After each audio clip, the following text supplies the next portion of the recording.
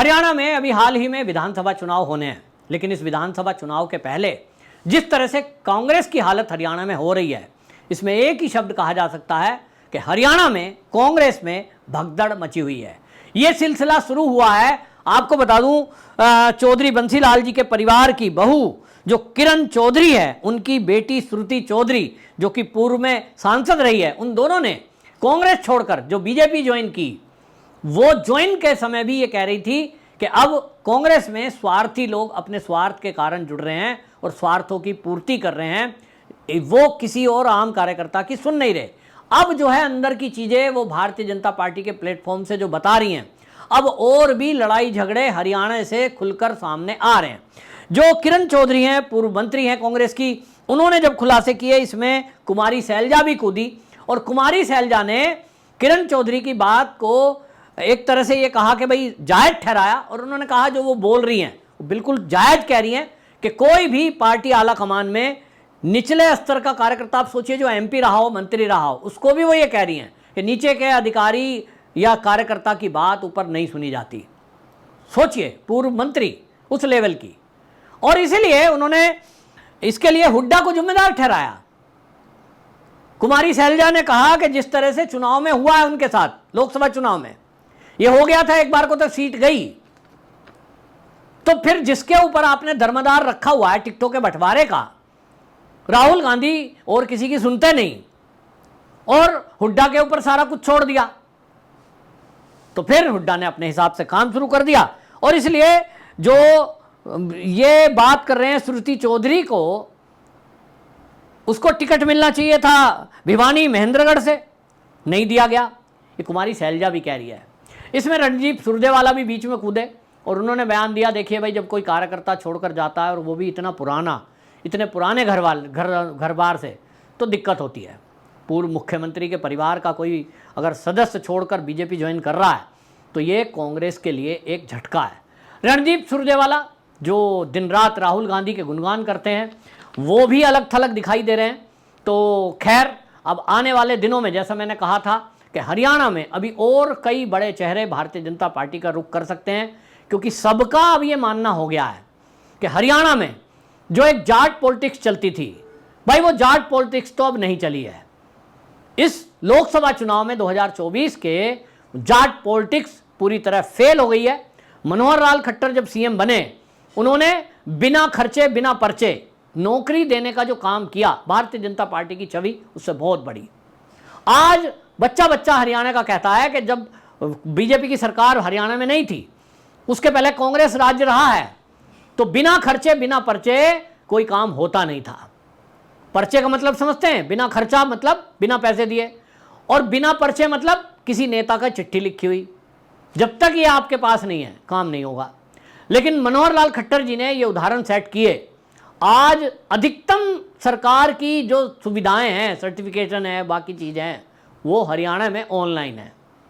Police या system को जरूर ये कह सकते हैं, क्योंकि पुराने लोग हैं, सुधारने में समय लगेगा, काफ़ी हद तक सुधारा गया है।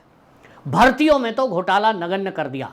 इसका असर युवाओं पर भी है, गांव वालों पर भी है, और जो इसमें ओबीसी कम्युनिटी अन्य हैं, उनको संवारने के लिए, उनको अपने साथ लेने के लिए भारतीय जनता पार्टी ने वहाँ मनोहर लाल खट्टर जी को बदलकर सैनी जी को सीएम बना दिया।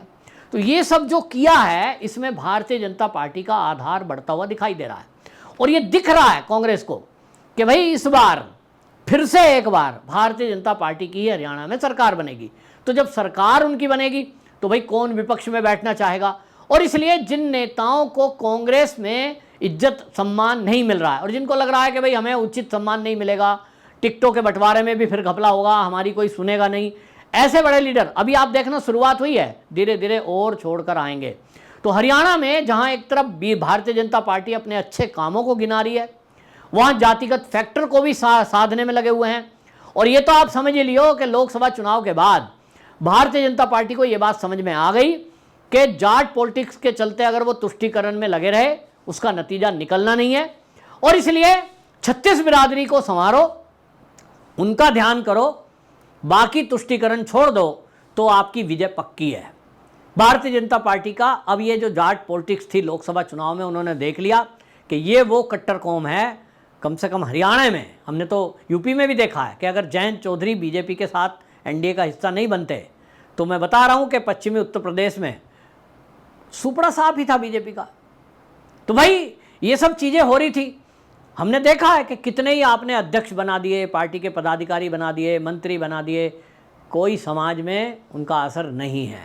असर है तो उत्तर प्रदेश में जयंत चौधरी का है कि चौधरी साहब के परिवार का है। तो जयंत चौधरी खड़े हैं एनडीए में, इसलिए बहुत सारे जाट आ गए, लेकिन फिर भी उतना असर नहीं है कि उनका असर हरियाणा में हो जाए या उनका असर राजस्थान में हो जाए, फिर हरियाणा का एक और नया नेता ढूंढो। तो ये जो है भारतीय जनता पार्टी ने इस बार मन बना लिया कि वो एक बिरादरी के बजाय 36 बिरादरी पर ज़्यादा ध्यान देगी और उसी को आधार बनाकर टिकटों का बंटवारा होगा। ये जरूर है कि अपने कार्यकर्ताओं का ध्यान रखा जाएगा, क्योंकि लोकसभा चुनाव में जो सीटें कम हुई हैं भारतीय जनता पार्टी की, इसमें जो एनालिसिस हुआ है उसमें ये मंथन में चीज़ें निकली हैं कि अब अपनी पार्टी के कार्यकर्ताओं को ही आगे बढ़ाया जाएगा, ये तय है। और पार्टी में शामिल केवल उन लोगों को, दूसरी पार्टी के लोगों को शामिल किया जाएगा जो हमारी विचारधारा से सहमत होते हों और जो हम उनको पद या जो सीट देना चाहते हैं वहीं पे समझौता हो। ये ना हो कल को आकर वो हमारे हिसाब से, अब इसमें देखिए हेमंत बिस्वा शर्मा है, वो यूँ तो कांग्रेस के ही हैं, राहुल गांधी के खासम खास रहे, लेकिन बीजेपी में आए हैं तो आप देखिए क्या बेहतरीन काम कर रहे हैं। ज्योतिरादित्य सिंधिया को देख लीजिए, मध्य प्रदेश के हीरो हैं वो। तो इस तरह से जो कांग्रेस छोड़कर आए हुए लोग हैं, अब उनको समझ में आ रहा है कि बीजेपी में आते हैं तो यहाँ मान सम्मान मिलता है, आपका सीएम तक बनने का चांस है। सोच सकता है कोई दूसरी पार्टी के आए हुए व्यक्ति को आप सीएम बना देंगे।